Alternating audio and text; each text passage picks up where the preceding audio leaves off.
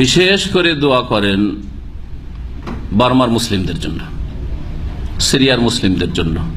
জি হ্যাঁ, যে জুলম অত্যাচার চলছে সুবহানাল্লাহ বার্মার যে জুলম অত্যাচার মুসলিমদের উপর হচ্ছে, এটা প্রচার মাধ্যমগুলিতে মোটেই আসে না। কারণ তাদের ফেভারে কোন মুসলিম প্রচার মাধ্যম মিডিয়া মোটেই নেই যে সেগুলিকে হাইলাইট করবে, তুলে ধরবে। একমাত্র আজকাল এই যে সামাজিক যোগাযোগ রয়েছে, ইন্টারনেট হোক বা কি বলছে ফেসবুক হোক অথবা টুইটার, এগুলিতে কিছু কথা হয়তো জানতে পারছেন। তাহলে সেখানে যে কি জুলম অত্যাচার হচ্ছে, আর রাষ্ট্রীয় জুলম অত্যাচার, এক হচ্ছে ব্যক্তি পর্যায়ে দাঙ্গা ফাসাদ, যেমন হিন্দু মুসলিম দাঙ্গা ফাসাদ অহরহ লেগে আছে, ভারত বিভিন্ন জায়গায় লেগে আছে, সেটা হচ্ছে দাঙ্গা ফাসাদ। সরাসরি ইনভলভ তাতে সরকার, এটা হচ্ছে রাষ্ট্রীয় জুলুম অত্যাচার।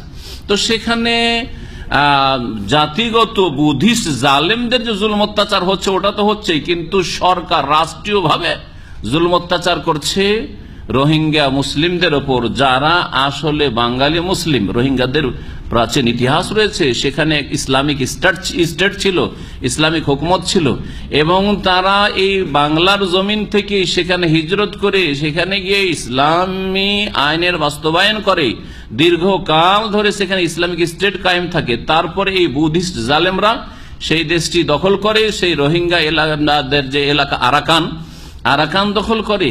এরা আসলে বাংলার জমিনের লোক। আমি তাদের ইতিহাস পড়েছি, দেখেছি যে মুর্শিদাবাদে যখন মুসলিম শাসকরা নওয়াবরা ছিলেন, যেমন সিরাজউদ্দৌলা, তারপরে তার আগে যেসব মুর্শিদ কুলি খান, তার নামে মুর্শিদাবাদের নাম মুর্শিদাবাদ। বাংলা এবং আসামের অখণ্ড বাংলা, তখন বর্তমান বাংলাদেশ এবং পশ্চিমবঙ্গ আর আসাম, এই বিশাল যে মুসলিম রাজত্ব ছিল, এখান থেকে মুজাহিদিনগণ গিয়েছিলেন এবং মুসলিমরা সেখানে হিজরত করেছিলেন, সেখানে ইসলামিক স্টেট কায়েম হয়েছিল। তাদেরই বংশধর এরা মুসলিম, আমাদের দিনী ভাই, আমাদের ভাষাভাষী, আমাদেরই জাতি। তারা শুধু এখন বর্ডার হয়েছে, মানুষের তৈরি করা বর্ডার তৈরি হয়েছে, এতে আমাদের সম্পর্কের কোনো পার্থক্য হয় না। সে বর্ডারের ভিতরের লোক হোক আর বর্ডারের বাইরের লোক হোক, আমার ভাষাভাষী হোক আর আমার ভাষা ছাড়া ভিন্ন ভাষাভাষী হোক, আমাদের সম্পর্ক হচ্ছে ইন্নামাল মুমিনুনা ইখওয়া, নিশ্চয়ই মুমিনরা ইমানদাররা পরস্পর ভাই বোন, যেখানেই হোক না কেন, যেই ভাষাভাষী হোক না কেন, যেই রং বর্ণের হোক না কেন। জুলম তো সারা বিশ্বের সব জায়গায় প্রায় মুসলিমদের উপর চলছে, কিন্তু বিশেষ করে সিরিয়া আর বার্মা। আল্লাহ পাকের কাছে দোয়া করেন, আমরা এই দোয়া ছাড়া বেশি কিছু করার ক্ষমতাও আজকাল রাখি না। না আমাদের কাছে রাষ্ট্রীয় কোনো ক্ষমতা আছে যে তা দিয়ে কিছু করব, না আমাদের কাছে সেখানে যাওয়ার মতো কোনো রাস্তা খোলা আছে যে সেখানে গিয়ে আমরা বা আমাদের কেউ গিয়ে সেখানে করে এই মজলুমদের পাশে দাঁড়াবে এবং তাদের সাহায্য করবে। অথচ আল্লাহ ফরজ করেছেন, রাসূলুল্লাহ সাল্লাল্লাহু আলাইহি ওয়াসাল্লাম বলেছেন, উনসুর আখাকা জালিমান আও মাজলুমান, তোমার ভাইয়ের সাহায্য করো, সে জালেম হইলেও সাহায্য করো আর মজলুম নির্যাতিত হলেও সাহায্য করো। সহিহ বুখারীর হাদিস। সাহাবীরা বলে, ইয়া রাসূলুল্লাহ হাযাল মজলুম, মজলুমের তো সাহায্য করব, যে নির্যাতিত তার তো সাহায্য করব, হ্যাঁ, তাহলে জালেমের কি করে আবার সাহায্য করবে? জালেমের কি করে সাহায্য? জালেম মারছে, খুন করছে, অত্যাচার করছে, লুটপাট করছে, বাড়ি ঘর জ্বালাচ্ছে, ওর আবার কি করে সাহায্য করব, হেল্প করব? বলছে তাকুফুহু আনি জুলমে, তার জুলম করায় বাধা দেবে, জুলমের হাতকে ভেঙে দেবে।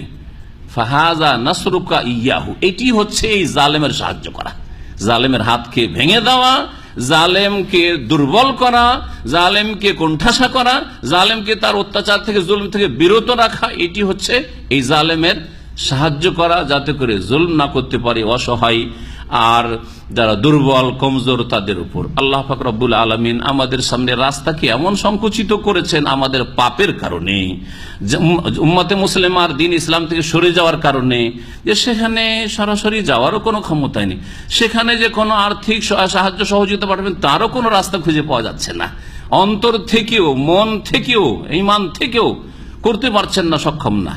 একমাত্র একটি রাস্তা খোলা আছে, যেই রাস্তা কোনো তাগুত বন্ধ করতে পারবে না, এবং এমন একটি আওয়াজ আছে যে আওয়াজটি রবের কাছে পৌঁছলে সরাসরি সেটা কবুল হবে, সেটা হচ্ছে দোয়ার আওয়াজ।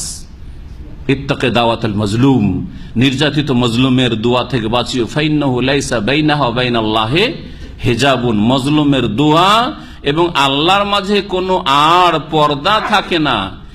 মজলুম শুধু রোহিঙ্গার মুসলিমরা নয়, মজলুম শুধু আরাকান বর্মার মুসলিমরা নয়, তাদের সাথে আমরাও যেহেতু তাদের দেহের কিছু অঙ্গ, কেউ মাথা, কেউ হাত, কেউ পা, কেউ আর কোন অঙ্গ, এটা হচ্ছে মুসলিম উম্মার দৃষ্টান্ত রাসূলুল্লাহ সাল্লাল্লাহু আলাইহি ওয়াসাল্লাম পেশ করেছেন। সুতরাং আমাদের উপর জুলম অত্যাচার বার্মার শুধু মুসলিমদের উপর অত্যাচার নয়।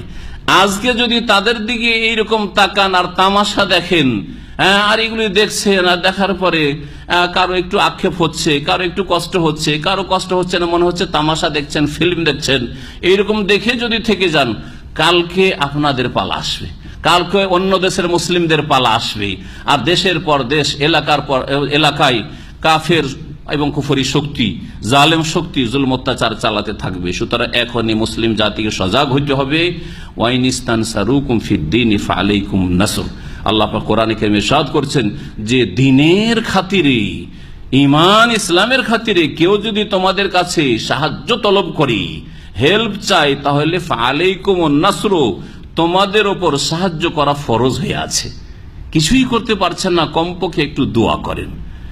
এখন দোয়া করেন, তাহাজ্জুদে দোয়া করেন, ফজরের আগেখানে একটু উঠে যান, দোয়া করেন, বা ঘুমাবার আগে 2 রাকাত নামাজ পড়ে দোয়া করেন, সিজদায় পড়ে দোয়া করেন। আপনি আপনার জন্য, আপনার পরিবার অসুস্থ থাকলে, আপনার ছেলে মেয়ে অসুস্থ থাকলে, হাসপাতালে থাকলে, আপনার বাপ মায়ের জন্য কত দোয়া করছেন, তার মতোই করে আপনি মুসলিম ভাই বোনদের জন্য দোয়া করেন। আল্লাহ পাক যেন তাদের ইজ্জতের হেফাজত করেন, তাদের জানমালের হেফাজত করেন, তাদের বাড়ি ঘরের হেফাজত করেন।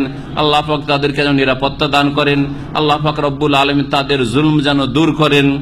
এবং আল্লাহ পাক সেখানে যে জালেমরা রয়েছে বা যে কোনো দেশে জালেমরা রয়েছে, আল্লাহ পাক তাদেরকে যেন ধ্বংস করেন।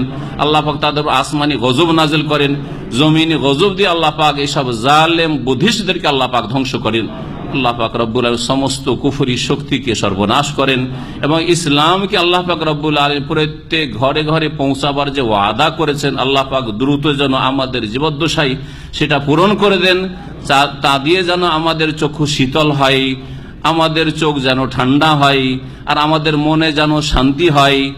আর তাদের সর্বনাশের মাধ্যমে আমাদের যে আক্রোশ রয়েছে, আমাদের যে কষ্ট রয়েছে, আমাদের যে ব্যথা রয়েছে, আমাদের উপরে যে জুলম অত্যাচার করা হয়েছে, সেই ক্ষেত্রে আমাদের বালা মুসিবত যেন হালকা হয় এবং আমরা যেন শান্তি পাই এই কুফরি শক্তির সর্বনাশ হওয়ার মাধ্যমে, ধ্বংস হওয়ার মাধ্যমে। হাযা ওয়া সাল্লাল্লাহু সাল্লাম আলা নবিয়িনা মুহাম্মদ ওয়া আলা আলিহি ওয়া সাহবিহি আজমাইন।